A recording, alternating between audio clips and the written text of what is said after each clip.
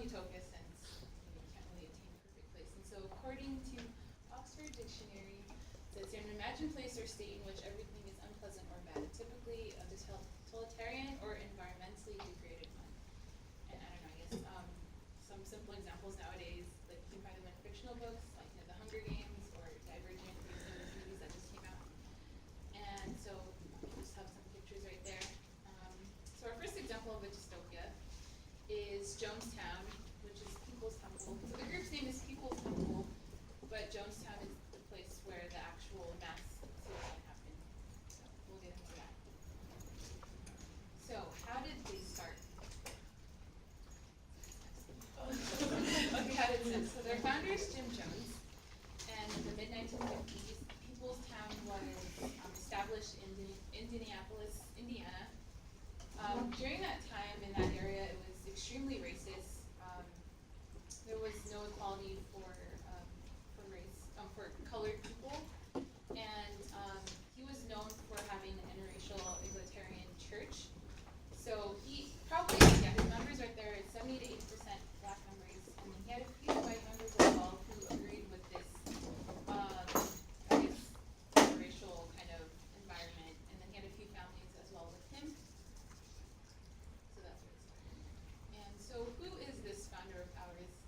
James Martin, Jim Jones.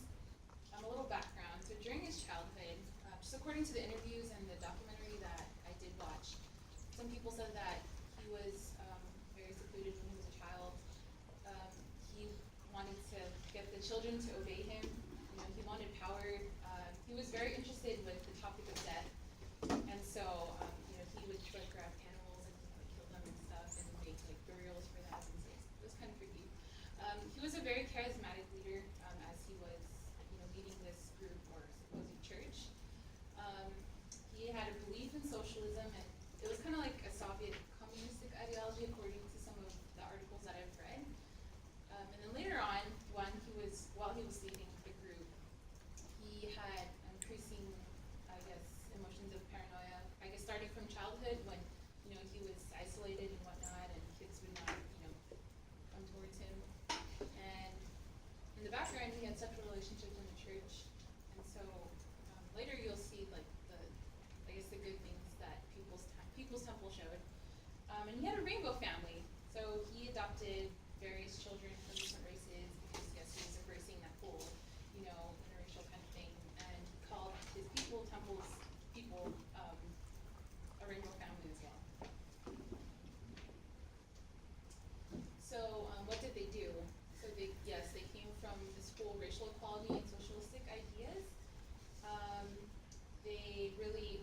It attracted people during that time, especially during the 70s, because this was when, you know, there was independence and rights and whatnot, and unity was like a super big topic. And they actually did a lot of humanitarian activities like soup kitchens, child care centers, drug rehabilitations, and just basically resources for the less fortunate people.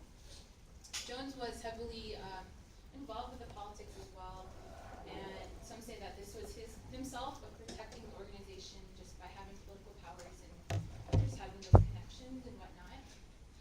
But in actuality, there was a lot of, you know, dark things that happened in the group that was not shown to the public. They had suicide drills, and so this was his way of like testing their loyalty and whatnot. He used physical punishment towards the members if they did not agree to the rules or, you know, to whatever, you know, I guess ideologies that they had. Punishment, humiliation, and, you know, just other things. So in 1977, a writer brought out an article exposing all these things, and because of his paranoia, he just told the whole group, let's go to Georgetown, Guyana. That's right. Yeah, so it's called Jonestown. This is just a little map right here, and this is actually in Southern America. You guys can see that, and they have their housing right here. And they actually did have a good community. They gave out, you know, free medical clinics to people in the jungle and whatnot. But slowly over time, as Jim Jones, I guess, the more he got paranoid about things, the more he thought that people were about to get them and remove, like, you know, their ideals of socialism and whatnot. He wouldn't allow people to go into or in and out of the place. And so one day, a congressman came to investigate that. I'm sorry. came to investigate, but then some of his people murdered him because they didn't want the other people to know the truth about what's happening in their group. And so he said, let's do a revolutionary suicide, and thus this is the result. So around 918 people committed suicide. They drank Kool-Aid that had cyanide and whatnot in it. And so you can see there was infants, there was children, and oh, more pictures.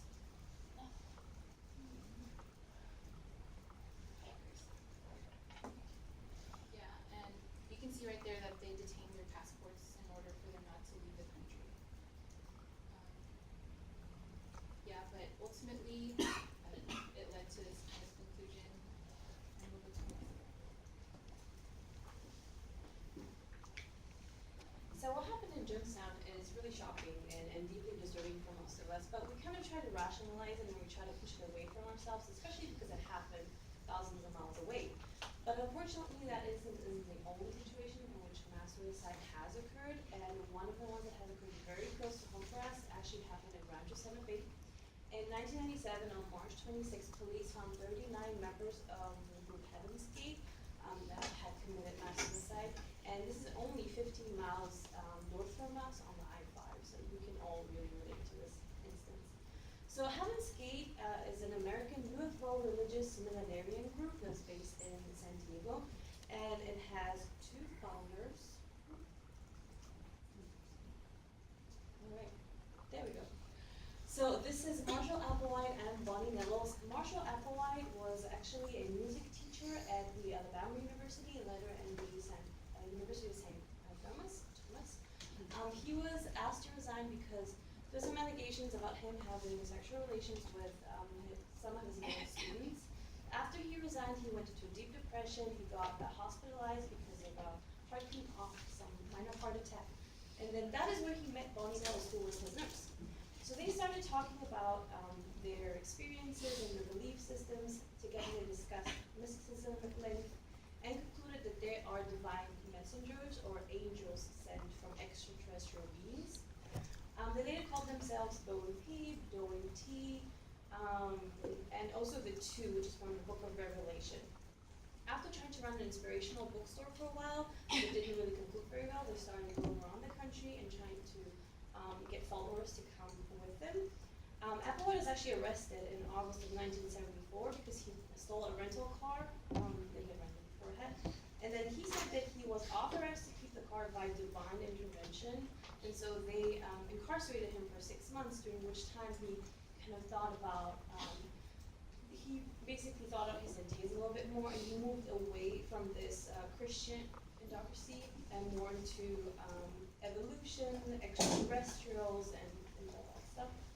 So after he was released, him and Nettles basically started going around the country again with this more thought out thing, and they were looking for a crew for their extraterrestrial ship, who would transport them from Earth to this other level where we all belong to. So in the beginning, they were called Anonymous Sexaholic Celibate Church, which kind of comes into contact with that whole part of him that he wanted to stay away from his sexuality as much as possible. But later, they were called Human Individual Metamorphosis Group. And that is basically when they went to Rancho Santa Fe, and that's where their last followers were accumulated or joined the group.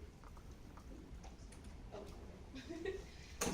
So these are the things that the faith is all about. So it combines Christian doctrine, but again, we kind of moved away from that thing with the concept of evolutionary advancement and elements of science fiction, particularly travel to other worlds and other dimensions.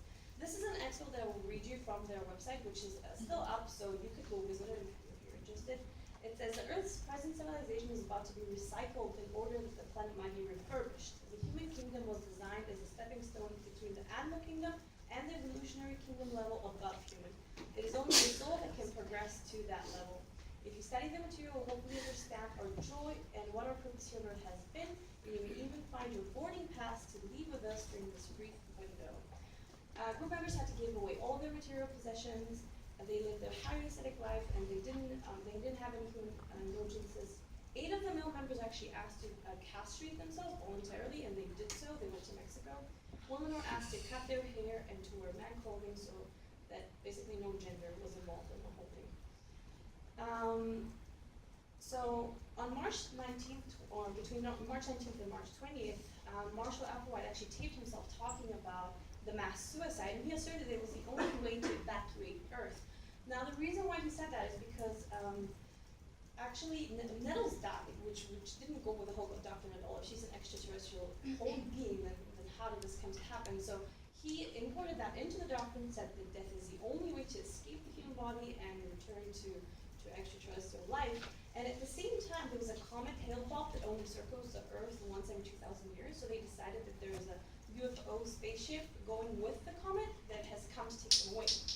So that is what they did. They all wore brand new clothes and shoes. They committed the suicide in groups so that one group could actually cover the other with this purple blanket. And they did it by basically taking cyanide, and they put some plastic bags around their heads just to make sure that if they don't die from the cyanide, they won't go out from suffocation. So also, each of them carried in their pocket a $5.75 in quarters, because that was their interplanetary toll to get to a different planet. Okay, so what's going on here? What is it that leads people to engage in these behaviors and ultimately commit actions of self-sacrifice? The first question that most people tend to ask is there something fundamentally different or wrong about these people? Is there some brain abnormality or gene sequence that leaves certain people more susceptible?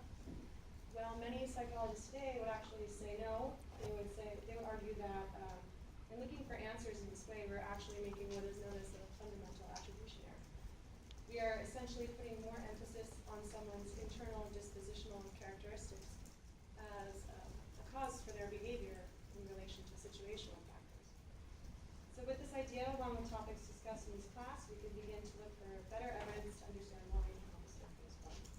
So in my research, I found lots and lots of topics and theories that try to explain the root of such behaviors, but I found these three in particular that I think most apply in the examples of Jonestown and Massacre.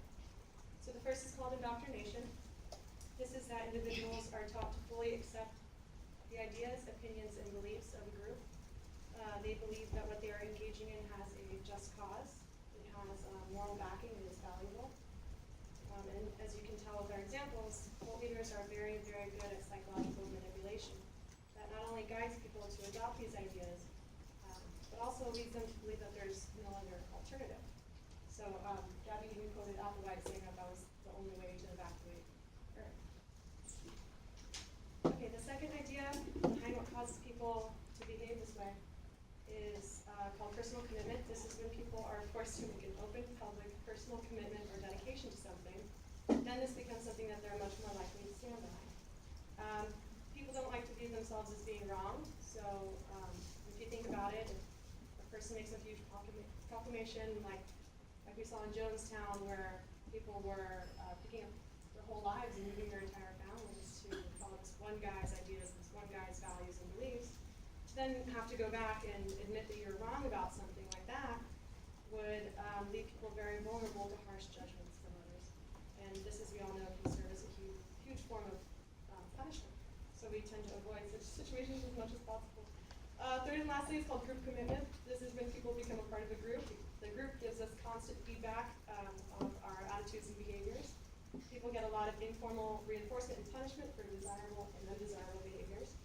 So things like being told that you're not the only one in this, look at all these other people who are also dedicated to this, and they share the same goal. It gives an individual a lot of social reinforcement. You look around and say, okay, well, we're all committed and I'm a part of this group, so I should feel strongly about this too.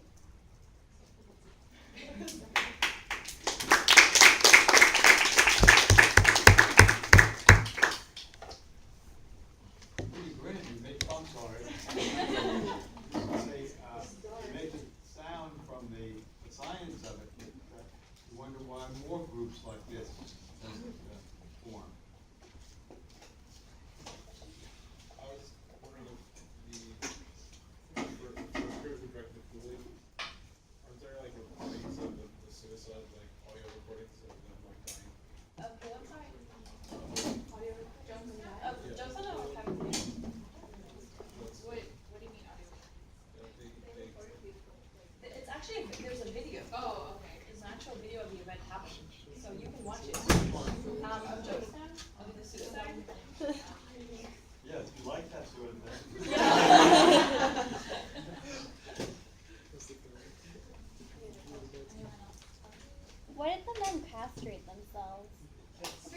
trying to stay away from any human sexuality.